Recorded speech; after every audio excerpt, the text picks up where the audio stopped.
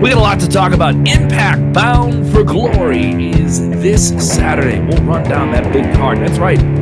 There's 2 wrestling pay-per-views this weekend. We'll talk about the new match that has been added to Hell in a Cell. We'll get your comments on the screen. New content being added to the WWE Network. We do not stop giving you wrestling content in the zone, baby. If you're with us on YouTube, share that link.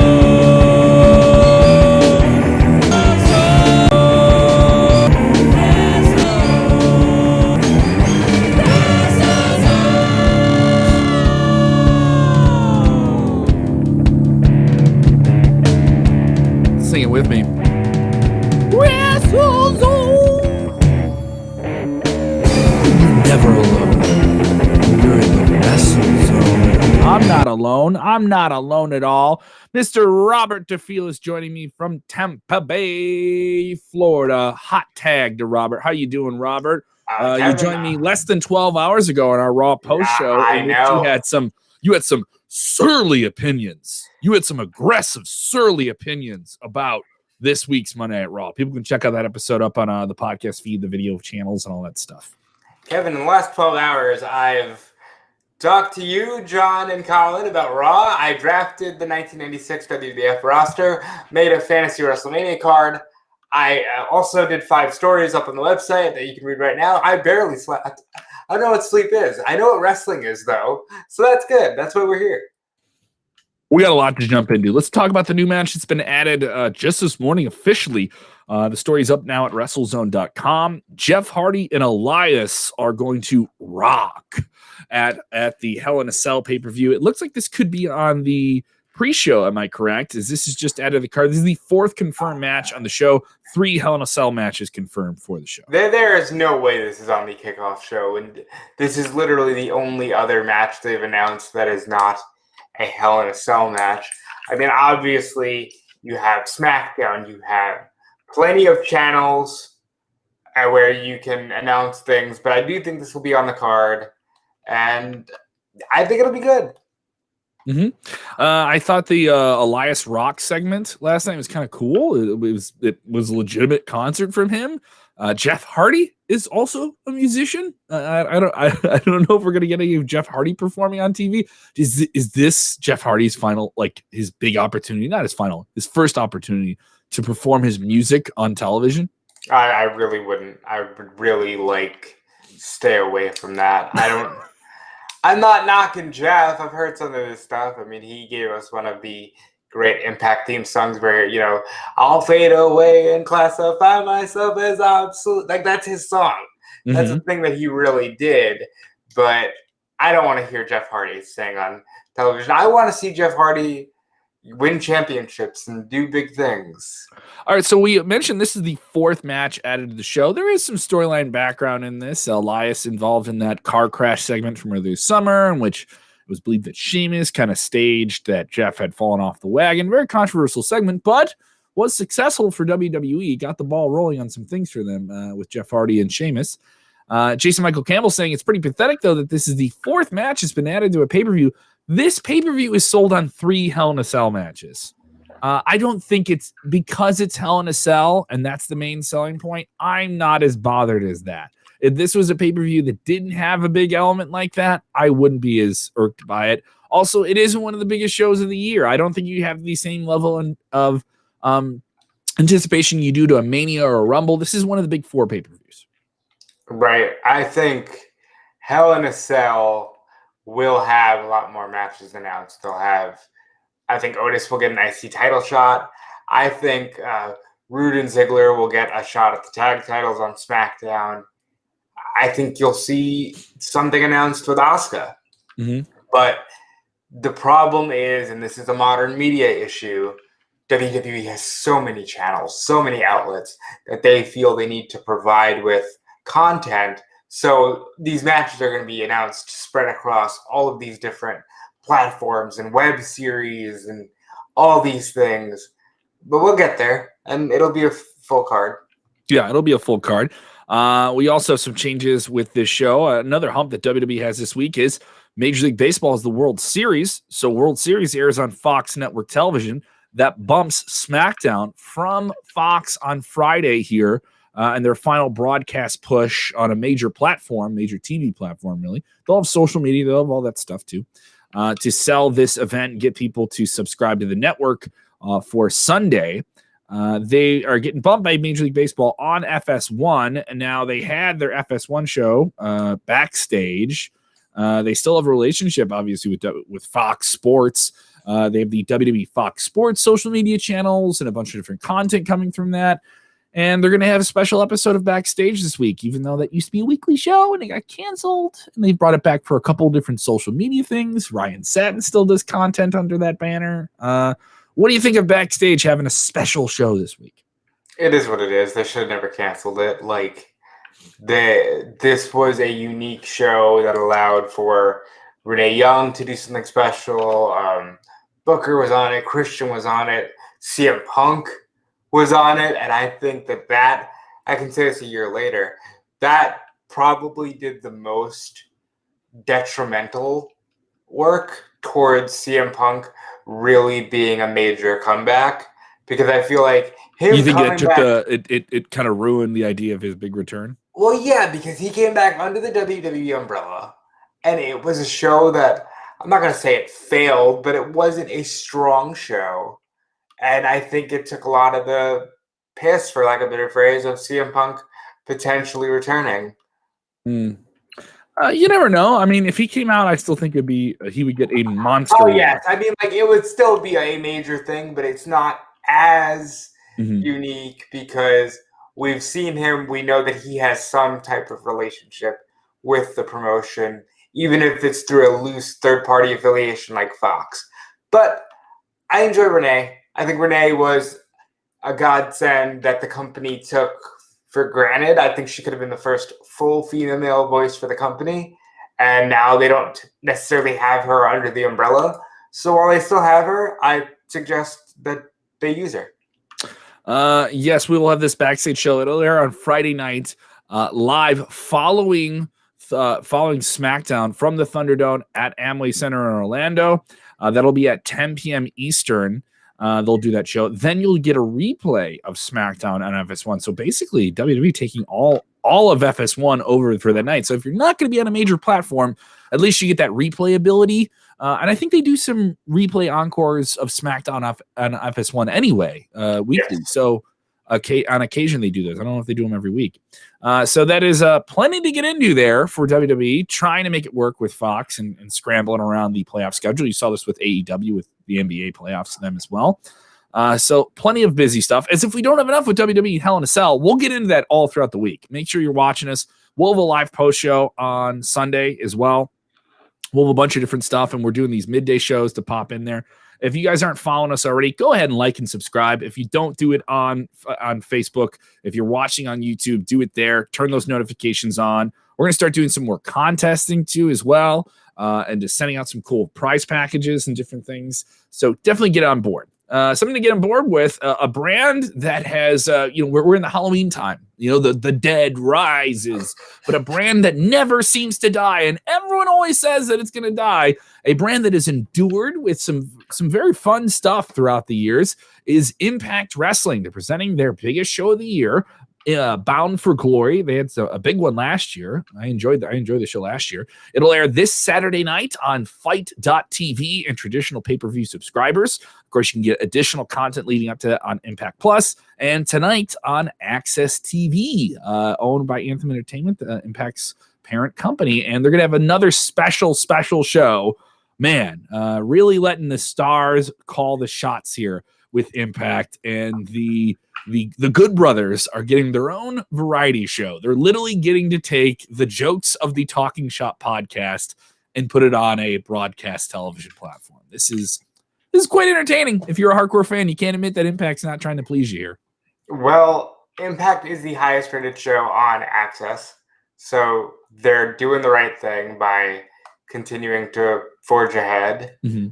I don't know if I necessarily feel like a variety show right now is the best option. I maybe do that for like a Christmas special, or maybe they have that stuff planned. I really don't know.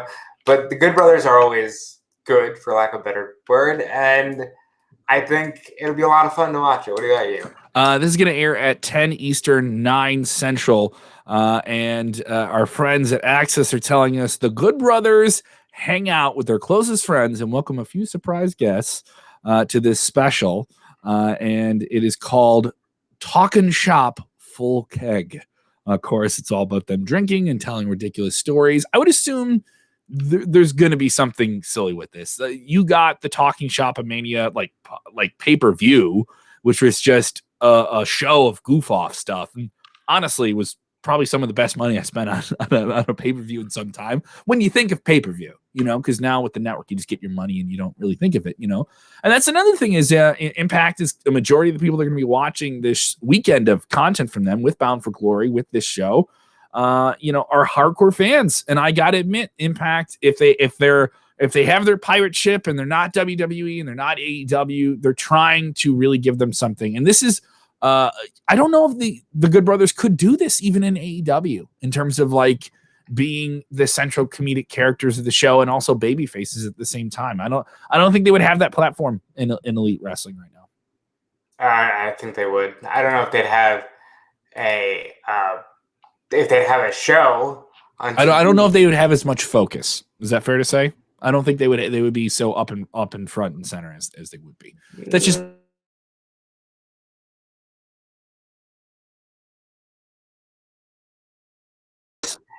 it's a worthwhile shot, but this is cool for them. They left a bad deal in WWE. Shouldn't say that. I don't know the deal, but they left a deal they weren't happy with to go and be the focal point of another promotion. But with that being said, Kevin, do you want to get into this lineup for Saturdays? Not Sundays. Sundays Hell in a Cell. Saturdays Bound for Glory. Do you want to get into the lineup for this? Dude, let's get into it. I've been catching up on Impact. I'm looking at the card that they have for tonight. They have some matches on tonight's TV show that I'm like, oh, that kind of sounds like a pay-per-view match. They're doing the North, Ethan Page and Josh Alexander. We just dropped an interview with Josh Alexander as well. Go listen to that. That is in the podcast feed. You can watch it on our Facebook or YouTube as well. The North, Ethan Page, Josh Alexander taking on Carl Anderson and Doc Ellis. That sounds like a pay-per-view match. Now, I know these guys are obviously involved with the pay-per-view on Saturday. This will be on TV tonight, though. What's going on with the pay-per-view? Yeah, so this would be a pay-per-view match in any sense of the word, except for the fact that at the pay-per-view, you add Ace Austin and Madman Fulton and the Impact Tag Team Champions, the Motor City Machine Guns, and you make it a fatal four-way for the Impact Tag Team Championship. Kevin, Ace Austin had a great year last year, won the X Division title at this very event. The North is the longest reigning Impact Tag Team Champions in history. That covers a lot of ground. That covers names that are in the WWE Hall of Fame. And they've got the longest reign in history. Motor City Machine Guns are homegrown favorites. If I was a betting man, and I'm not, but if I was, I think money's on the Good Brothers because the Good Brothers are worth a lot of money. I think money's on the Good Brothers as well. We bring up the Talking Shop special they're going to have on tonight. We talk about how much support they got from Impact Wrestling to the point where, Scott D'Amore, who's one of the leads of it, is goofing around with them on camera. They're a huge acquisition for Impact Wrestling, probably the biggest that they've had in quite some time. And I that is no shot in any of the independent talent that they've pulled up here and developed. I think this is their night, but you look at the talent they have in that match. You look at the North; they are the longest reigning tag team champions. That's a big selling point for this match. They've brought it up a whole lot. All right, and when you hammer a nail so much, eventually the nail just goes through the coffin and it gets into the dirt, right? And I don't mean that in a bad way. I mean that they're bound to lose these titles in a good way. But what if there's a surprise? What if you go a different route? I do like that they kind of said like, hey, it's the biggest show of the year. Why leave any of our most credible teams like the Motor City Machine Guns, on the bench? I like that they're added to this match. I mean, you're getting your bang for your buck. Impact has a good track history with these multi-man matches, and they tend to deliver quite often. Yeah, they do have a good track record with these matches. Again, well, I think the Good Brothers are the team. I don't think you can doubt Motor City They are Impact Wrestling through and through. I love this tag team. I think it's a shame that they weren't more prominent back when, Impact had a few more eyes on it. Ace Austin and Madman Fulton, though. Ace Austin pulled out a big upset last year when he won the X Division title, and maybe he does it again. And I think this has the potential to be one of the most fun matches on the show. And speaking of fun matches on the show, there's the Call Your Shot Gauntlet. Now, this is a Bound for Glory tradition where the winner of this thing gets to call their shot for any championship match that they choose, anytime that they choose. Participants right now include Havoc, Taya Valkyrie, Tennille Dashwood, the former Emma. In there with some guys. They're in there with Larry D, AC Romero. They love that intergender action, man. That is something that Impact embraces quite often. Oh, yeah, they do. And it's not even the only match on this card. Hernandez is in this thing. Rhino's in this thing. Tommy Dreamer's in this thing. Brian Myers is in this thing, the former Kurt Hawkins. And wait. And then we have a to be announced. Do we get that person tonight? Is that as they always love a good surprise?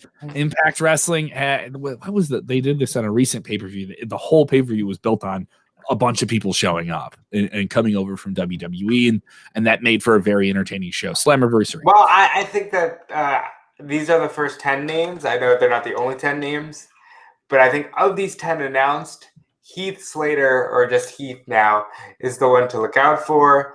My money, though, for Victor is on Brian Myers. It's worth noting tonight we'll have a 5-way match. The winner gets the advantage of entering and the best possible position of number 20 in this Call Your Shot Gauntlet. So if you're watching Access tonight at 7 Central, you'll be able to catch that action and see what happens there. That airs at 9 Central. 9 Central. Don't want to read the wrong information there. This is a fun match, another multi-man situation. I've seen these kind of gauntlet things that Impact have done way back in the TNA past. Didn't work, but recently they've done a good job with these. When they do these, they are meaningful, and it doesn't feel like they're rushed. It feels like they have, they had a gauntlet match on the I believe Slammiversary that was fun, or a 5-man match that worked this way.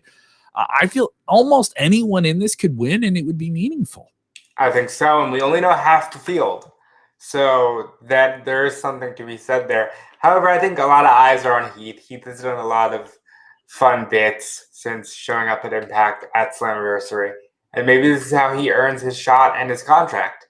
Other matches on this card, Ken Shamrock with Sami Callihan goes one-on-one with Eddie Edwards. Wow. A lot of violent people. I'll say this, Ken Shamrock is a guy who doesn't physically owe much to the wrestling business anymore or fighting. He's one of the biggest, up there with Lesnar in terms of people that made that jump back and forth between MMA and pro wrestling. And he's given so much physically to both. He doesn't owe any more. But Shamrock has come out there in this run with Impact. And mind you, the matches are sporadic. He's still come out there at his age, his extended age, looking like $1 million, right? Looking like he shouldn't look, but wrestling like he shouldn't look. Is he as fast as he once was? No. Is he the most dangerous man? No. But is he a dangerous man? You're damn right he is. And I think the mixture of his personality with someone like Callihan, who seemingly, I think Callihan is one of the most underrated guys in terms of big match players. You never see him in a big match situation under-deliver. He always pulls something out of a great opponent.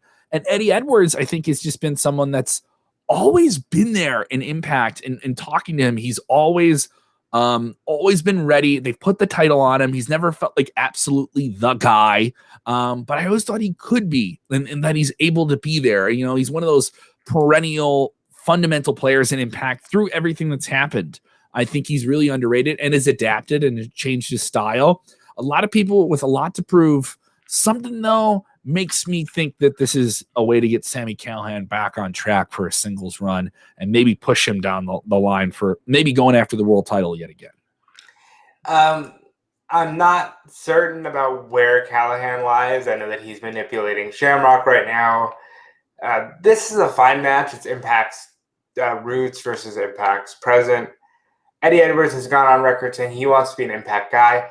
Ken Shamrock is an Impact guy. In fact, he's going into the Hall of Fame for Impact this very weekend, which not enough people are talking about this. We'll have an intro video by Dwayne "The Rock" Johnson.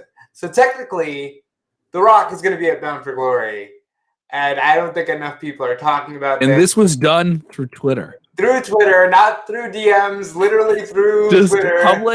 Public Ken Shamrock put it out there like, hey, Rock, I'm going in this Hall of Fame. Can you tape a video for it? Hey, man, I'm so happy for you. I'll get that right to you, man. What is this? Like, I'll do it. Yeah, sure. Is he going to say no? I mean, Dwayne Johnson, the busiest man in the world. But yeah, he'll be on Impact. I have to assume Shamrock wins because whatever he's doing with Callahan will be the bigger story. Speaking of big stories, it's Moose versus EC3. Moose. Just fun to say. Even though he's a heel, it's just so fun to go with the Moose and bring the elbow down. I think they're going to fight at some undisclosed location. This is all about the history of the TNA World title, which Moose started carrying around following they were supposed to do the big TNA versus Impact thing at Mania, but then COVID happened. Yeah. EC3 got released serendipitously, so they could do this. This has to take place. I don't know. Full disclosure, I don't know a damn thing, but I'd be very surprised if this takes place anywhere outside of the Orlando, Florida Impact Zone. I think that that's a fitting closure for this, and I think this ends with EC3 winning and then burning the TNA World title or getting rid of it in some dramatic fashion. This is the absolute them erasing. You can watch all the TNA stuff, but we're gonna burn this belt. Like I think that's kind of actually a cool idea. I'm just saying, like, all right, now we're actually gonna get rid of all of this stuff. This is like a completely symbolic destruction of that thing. With two guys, with what EC3 is connected to it.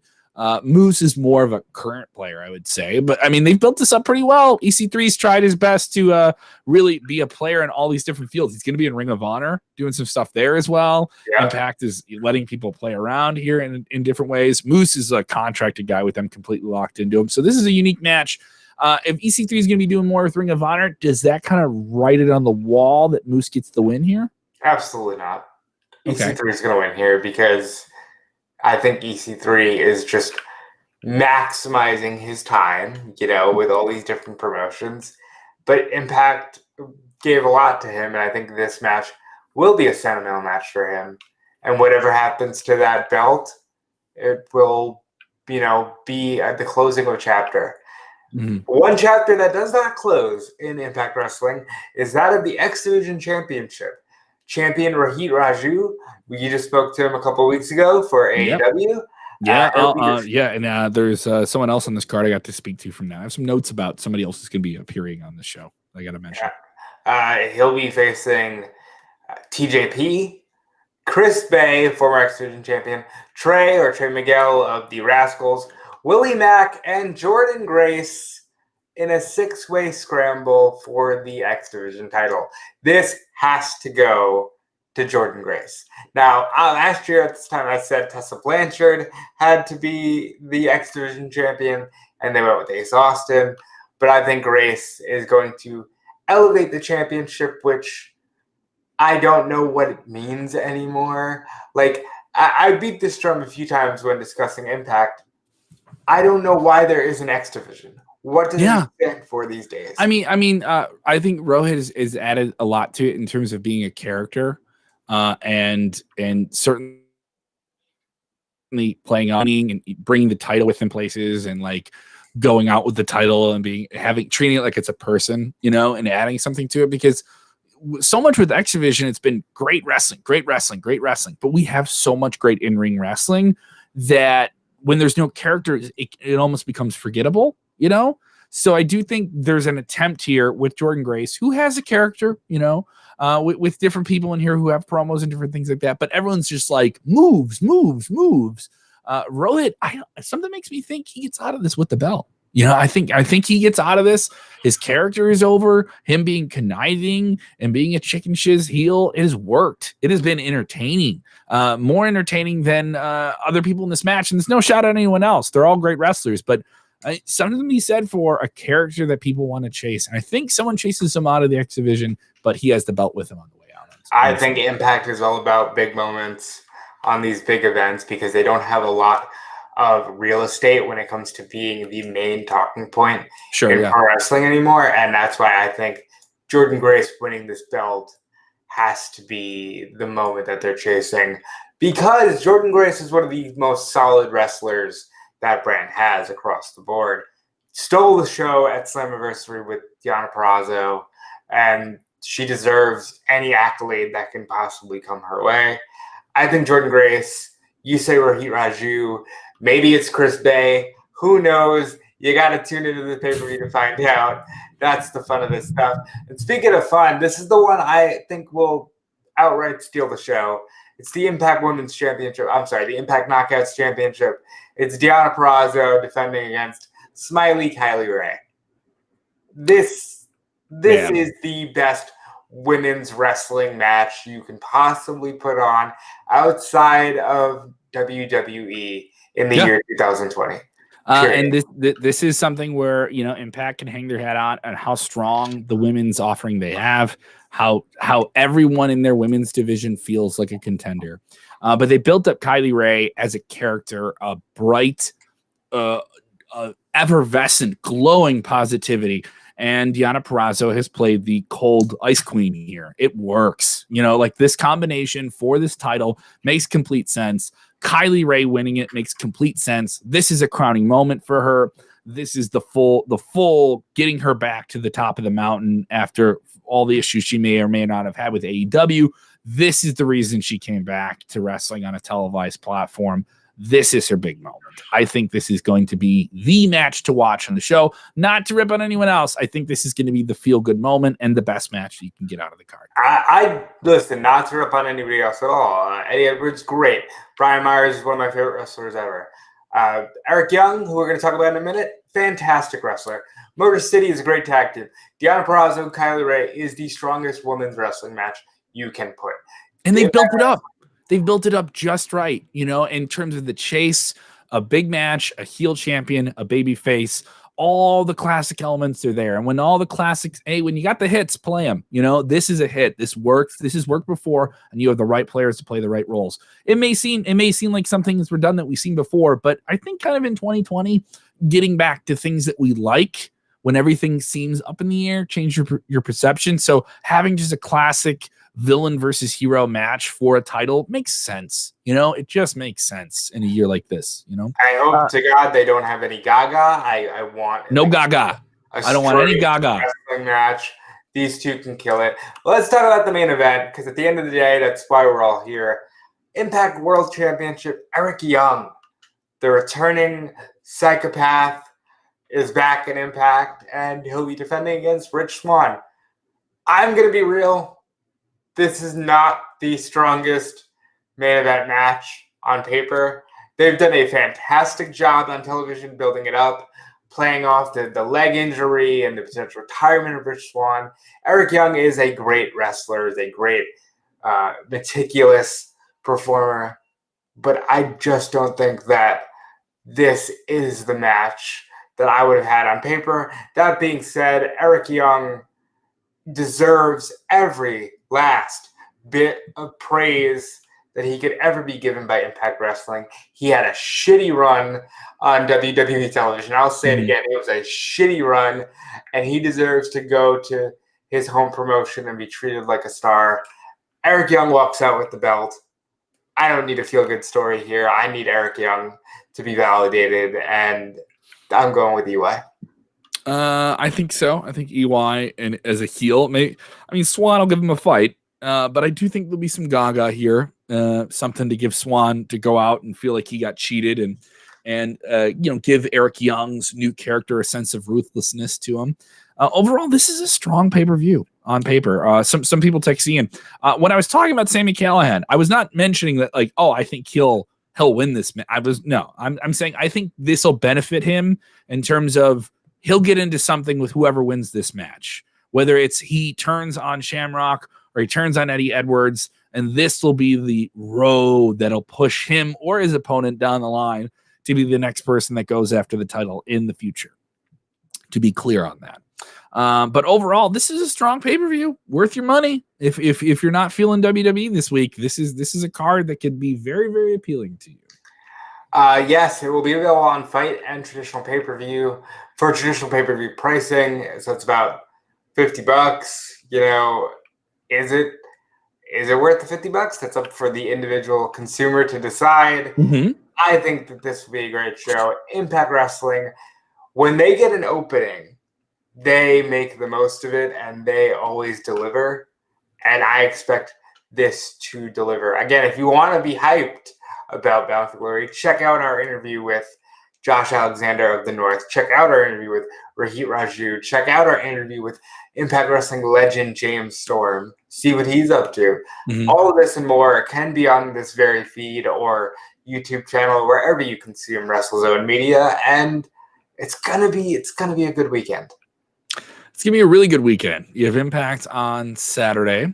We have, of course, SmackDown's gonna be on FS1. They're gonna have that extra backstage show, and then we have everything for Hell in a Cell on Sunday, plus some new stuff with The Undertaker, which is pretty cool. They're going to start 30 Days of the Dead Man on WWE Network, which looks pretty sweet. And they're going to start off with Untold, a look at his feud with Randy Orton in 2005, which I remember fondly. I think that's a very, very underrated feud for both people there. Definitely check out WrestleZone for more content from Impact Wrestling, and check out their show tonight on Access TV, and get into that special with Talking Shop and the Full Keg. Looking forward to checking that out. We'll have a post show kind of looking at both those coming up later today. So keep an eye on the feed for that. Let's get into AEW and NXT this week, Robert. They have some pretty good offerings, don't they? What's the most appealing to you coming up this Wednesday? MJF and Jericho are going to eat steak. Is that the most appealing thing? Because when they talked about that last week, in terms of Jericho and MJF's interactions, they've been entertaining. They're two of the most charismatic guys that AEW has, right? That's very undeniable. And they're really selling something hard for me here, because this is going to be a couple of different things where they go to a steakhouse and they're eating steak and they're going to have jokes, and it's going to be fun. I'm going to be entertained, but am I going to get more of Being the Elite internet comedy stuff on television? I'm not saying that stuff isn't entertaining. It'll just feel. Go ahead, Robert. You asked me what the thing I'm looking most forward to is. I say that because if you check out any of the other podcasts I'm on, I've been very forthwith about this. I think this was stupid. I think this was like really bad, maybe a little bit of double standard in the amount of praise that it got. But if wait, Robert, are you implying that AEW fans have irrational opinions of how, like, the hardcore fan, they have maybe too high an opinion of things that AEW does? I would say that. I think that's a fair assessment. Robert, do not bring their wrath on us. They like to weaponize. Well, that's why I'm trying to choose my words very carefully, and yet you are pulling teeth trying to get it out of me. I do think that will be a fun segment. From a wrestling perspective, they're starting the world title tournament. Joey Janela deserves a big win. I'll go as far as not say he deserves a big win, but he needs a big showcase on Wednesday nights. Listen, Joey had a great match on like the second episode of Dark with Kenny Omega last year, and since then he hasn't done much. He goes to GCW and he's treated like a god. Mm-hmm. Then on Wednesday nights, he doesn't feel. Not only would I say he doesn't feel important, he doesn't feel relevant to the brand on Wednesday nights. So this is a huge chance for him to step it up and knock it out. I mean, Pentagon and Phoenix are going to beat the crap out of each other. That'll be a great wrestling match. So you got good stuff going on Wednesday night over in AEW. NXT is going to have a continuation of the Kushida Velveteen Dream, Tommaso Ciampa stuff. We'll get maybe an update on Ridge Holland. Maybe we'll get an update on Finn Balor and the State of the Championship. They're really struggling hard because of injuries. Yes. But I think they can pull it out. I think they have the depth. I think you're going to see some people step up. I think Ciampa, for some reason, he's been back from injury, but they've used him so sporadically. Mind you, he came back from a pretty serious neck injury, right? So maybe that's a reasoning in that. But I do think that bench is going to get called upon here. And they're going to go to some people there to play some pivotal roles and use some crafty booking, like, spin the wheel, make a deal, and different things like that to get to it. I do think the Capitol Wrestling Center is such a great addition to NXT. It makes it so much more of a fun watch. The live audience for them, the Thunderdome elements, it doesn't look like Thunderdome, but it gives them their own feel. The entrances look and feel better. It feels so significantly better. I'm really getting used to it. And I'm more into it than I was the Thunderdome when it came through, where I was into it and it didn't feel jarring. Like it had to take me a while to get used to it. Yeah, and I think the Capitol Wrestling Center is great, and it's really something special. Mm-hmm. And I don't know why people crap on it. I didn't. What are the crap-ons? What's the crap? What are they crapping on? It was like, oh, why are you even doing this? Why are you even naming it after this thing? And it's like, it's an homage. I think people were just thinking too deep about the intricacies of, why is it the Capitol Wrestling Center? I think it's cool. And because NXT is your wrestling show. It's your pure wrestling show. Dare I say, it's your pro wrestling show from a sports entertainment company. So let's play into all of that history when this promotion was very much a pro wrestling company and focus on those things when we go up against the other pure hardcore show. That's it. That's the history, guys. That's it. It doesn't have to get more complicated than that. Everyone wants to double talk everything here. It's so ridiculous here. Friend of the show, Aliar Sky. Thank you so much, Aliar. Says, if Finn stays injured, do you think they will vacate the title? Very odd situation. Of course, he suffered a broken jaw in 2 different places. He's now on a liquid diet. Posting a picture of, I wanted some time off from work, but I didn't want to do something this extreme, was this t-shirt that he had on the other day. And Finn Balor's recovery will base on how they may or may not take the title off of him. This is a jaw injury. The time frame they're putting it at is 6 weeks, but that isn't easy to get through, and maybe it doesn't heal on time. I don't know if jumping back into the ring with a broken jaw is a great idea. Let's get into this real quick. We are an interactive show. Steve Cain saying, live audience, ask the AEW fan who was watching AEW when she was live on NXT. Yes, Jessie the Buckeye on Twitter did have some fun with the fact that she's at home watching AEW and NXT put her up on screen because they used her Thunderdome footage. Mm-hmm. And that's fine. I think it's cool for that person. And, it is what it is. They have access to the Thunderdome stuff. They tell you when you sign up, hey, listen, we own your feed for however long you're in here. So if that's just a way to enhance the production, enhance the production. Also, here's another challenging thing, guys. And I'm not saying anyone's doing this, but the way that AEW is shooting their audience with everyone wearing a mask, okay, and keeping the audience so far from the wrestlers that are around the ring and the actual ring in the 100 level, that? Do you know how easily it would be for them to cut to footage of fans booing or cheering something from a previous week and not having it live? Do you know how easy it is for WWE to do that every week back before the whole pandemic started? Very easy. Extremely easy for them to do. And the fact that you see it is such a, oh, wow. They did what? Come on now. They don't use footage of fans to here's this fan wearing a t-shirt. Don't you want to get that shirt? And they use it in commercials all the time. Come on now. Right. This is a part of the show, guys. Are you telling me AEW wouldn't do this if it helped them fill out a show if they could do it? Yeah, but they're not going to do it because they don't want to spend the money that WWE is doing on production. There you go. You don't get to win all your internet fights, guys. All right, take that shot and block it. Dikembe Mutombo, get out of here. Yeah, I think it's just about it helps the NXT presentation, and maybe they don't want to have somebody monitoring a live chat. And it's really there's not as many screens. It's 2 rows of screen. It's fine. Yeah, it's fine. What? It's everyone just trying to turn over a rock and say, "Look at worms," like they weren't going to find something underneath there. But here's a good one. Jeff Croop asking AEW, or not asking, basically saying AEW should have had Archer beat Moxley. What do you think is next for Lance Archer? That match was delayed because Archer dealt with COVID and thankfully had what appeared to be a mild or asymptomatic case. Good for him. And he had a match with Moxley earlier in the year in New Japan. They did reference that. I don't know. This guy's been built up, and he was built up to take on Cody, and he lost to Cody.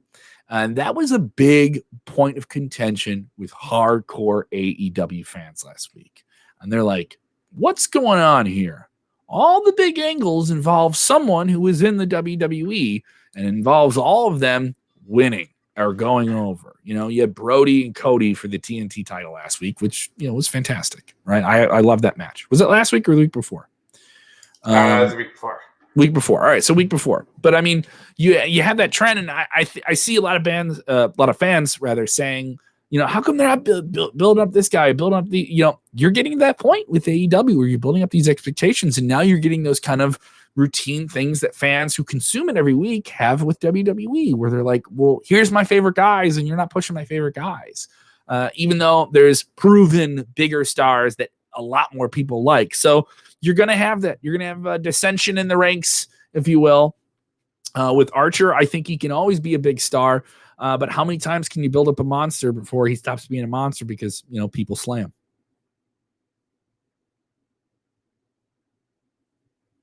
Robert, can you hear me? Oh, I think we're already past that point.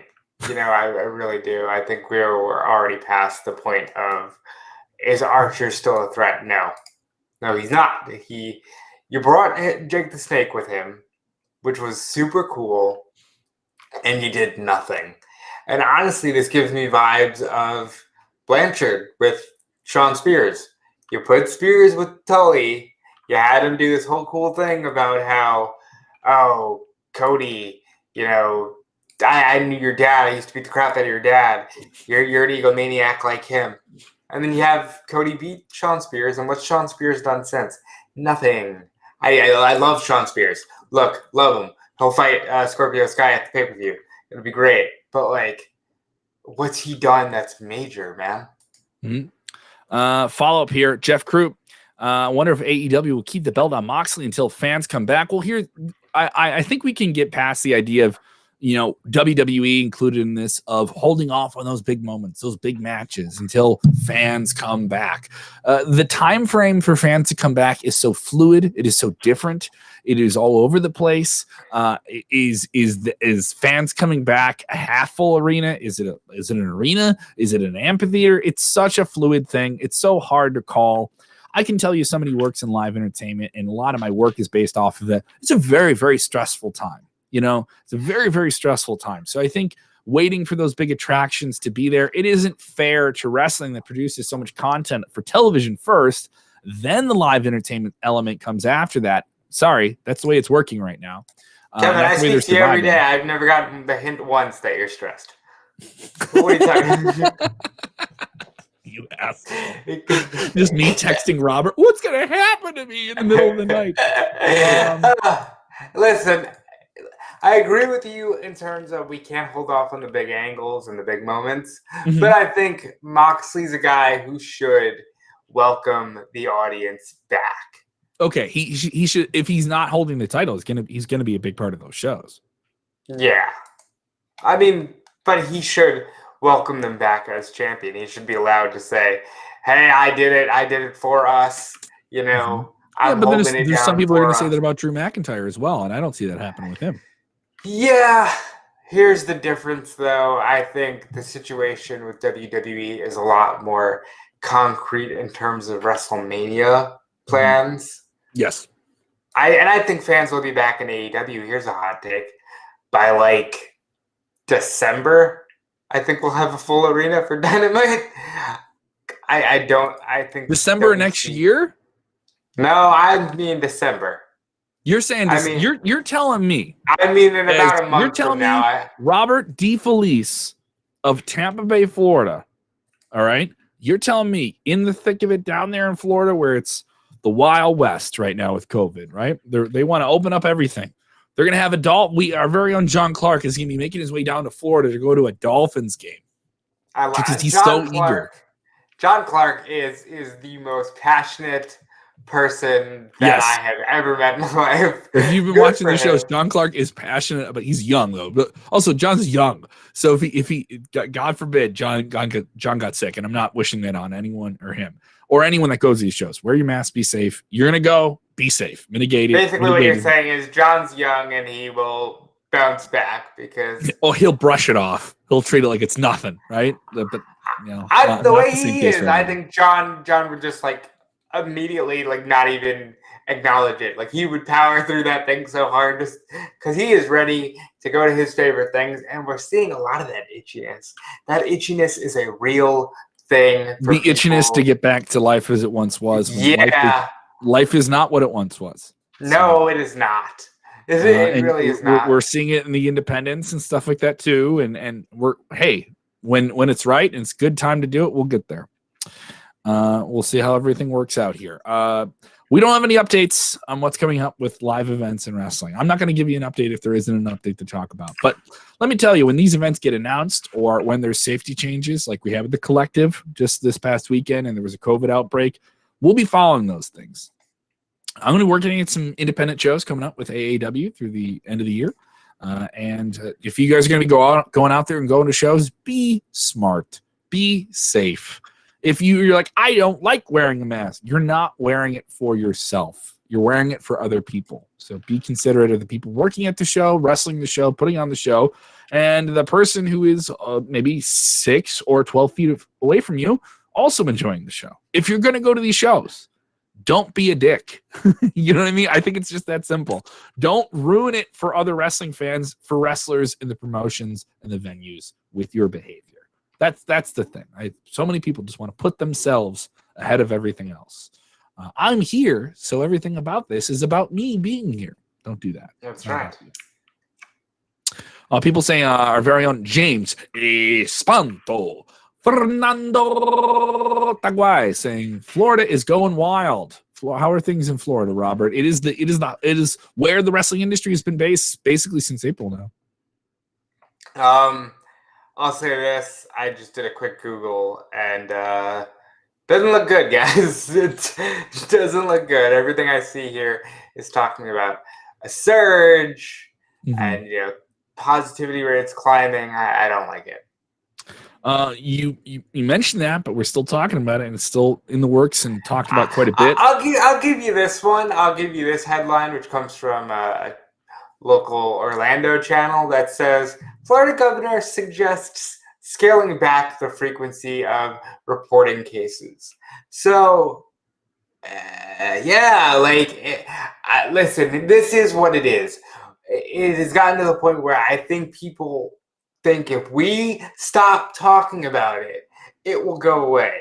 Now, you know what I know, that any uncomfortable situation, just because you stop publicly acknowledging it doesn't mean it doesn't fester within your brain. It doesn't mean that it's not a real thing. That's how marriages end. Yeah. Yeah, yes. That's how marriages end, guys. So think about that. Think about that here. But we've heard the talk of a WrestleMania possibly happening in Raymond James Stadium, not happening in California. That there is no update to that, by the way. We have heard from the Collective and GCW who want to run those sister events the same week as a WrestleMania of them running events. They've reserved venues. Rossap did just speak to Brett Lauderdale, who runs GCW, and Brett says there's no plans currently, but everything is being talked about. We've heard of venues being reserved. All right, so we've heard of this. All right, and we can't completely report on it, but things are pointing in that direction. Okay, so we'll follow it and make sure you just keep your notifications on for WrestleZone, whatever social media channel you prefer. Keep it on there, and we'll report it as it is. We'll call everything together. We'll give it to you one straight line. You won't have to worry about everything else. We'll be back coming up with some special content following up on Impact and everything leading up to Bound for Glory. We'll have a post show for AEW and NXT tomorrow as well. Additional breaking news videos throughout the week. If you're enjoying the podcast feed, go get that interview with Josh Alexander of the North, one half of the Impact Wrestling Tag Team Champions. And also check out our interview with James Storm, of course, a big part of Impact Wrestling history. And what is his future as the biggest free agent in pro wrestling? Talking about how he was supposed to have a very significant role in WWE on Raw or SmackDown, and then this whole pandemic thing happened. We'll talk about some other things about that are clear about, hey, man, got to keep an eye on your phone and your emails and your updates and things like that. We get into all of it. And what his mind can be in the wrestling business in 2020. A great interview if you followed his career. Thank you so much for supporting the show. Did you like this? Hit that like button. I don't see enough likes on this. I don't see enough likes. All right. I know I should be liked, Robert. I'm like a certain presidential candidate. I want you to like me. You should like me. Do you like me? Suburban women. Why don't you like me? All right. So I know you guys like the show. Do they? What? Do suburban women like you? Suburban women, do you like me? Suburban. Do the bit. You just did the thing where it's like when you do one funny thing and people do this. Like, do it again. Do the dance again. Well, hold on, because we got a comment here from Jay Feliciano that says, "Are you guys dressing up for All Hallows Eve? You can be a dude from the north, and I can be a presidential debater." This guy, he was pitching last night that like it should be everybody coming after me in the style of a debate. And I got news for you. I don't like talking that much. I know you might not think that because my podcast schedule is through the roof, but like I don't like actually. You're basing this off your performance in a most recent episode in which you just went off on Monday Night Raw. If you guys have not watched that yet, go watch it. Listen, it was a deserved tirade. They did. You tried to say some things, and I love you dearly, Kevin, but I wasn't going to let you get away with trying to skate off some of these things you were saying. And, like, listen, Daniel Miller saying Hell in a Cell card will be the worst one we will ever see, and Raw was a 0 out of 10. I didn't give it a 0. I gave it a 4, but Raw was not strong. And I feel like this is not the worst Hell in a Cell card you've ever seen. That's just a It's not even a full Hell in a Cell card yet. I just, the matches they've announced are entertaining. I want to see Sasha and Bayley wreck each other in a cell. What's the problem? Yeah, no, I agree with that. But like at some point you should announce more matches. It makes it seem like a company that's driving force is a creative company isn't being that creative because they don't have at least a sketch of a card here. You know what I mean?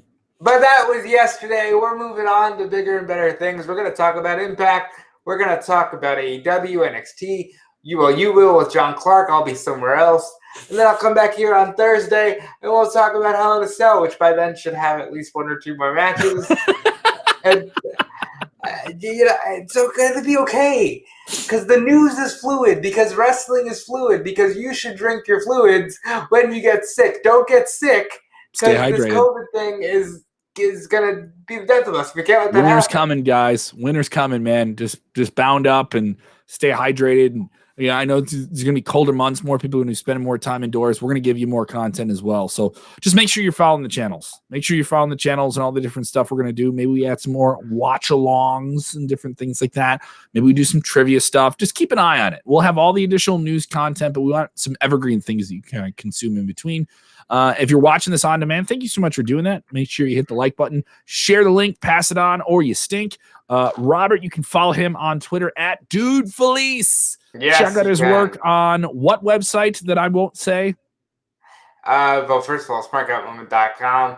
A wonderful 1996 mock draft up with myself and Tony Mango, really deciphering the intricacies of what the hell are we going to do with TL Hopper. This is a thing that I was doing as soon as I got off the air with Kevin last night. Also, you can check me out on Fightful. I'll be on the Wednesday Night War Post Show podcast. What is to be done with this TL Hopper? That sounds like a book you read in grade school. Dr. Seuss wrote it, I swear. I'll be on Fightful Friday, Saturday, and Sunday for all the crazy stuff with Impact and Hell in a Cell and SmackDown. And then we'll be back here on Monday and we'll kill it because this thing don't stop.